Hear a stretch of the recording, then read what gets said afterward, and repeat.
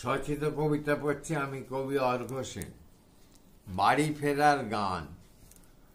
এখানে উঠোন জুড়ে খেলা করে মধ্যবিত্ত ছাপোষা রোদ্দুর।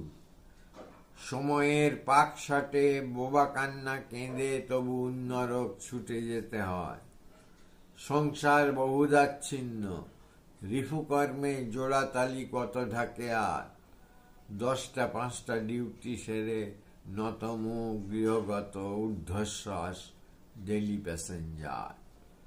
তিলোত্তমা কলকাতার লাগডাঁট জনস্রোতে সকলেই স্বয়ম্ভু ঈশ্বর। ট্রামের ফুটবোর্ড কিংবা ট্রেনের কম্পার্টমেন্টে সবাই আশ্চর্য জাদুকর। নমস্কার।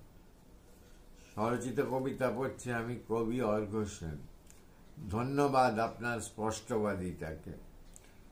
সদাগর আপিসের নিচুতলার কেরানি, মাস পোয়ালে কুড়িয়ে বাড়িয়ে যা ঘরে আনি, ক্যালেন্ডারের পাতা ফুরোবার আগেই ভাঁড়ে মা ভবানী।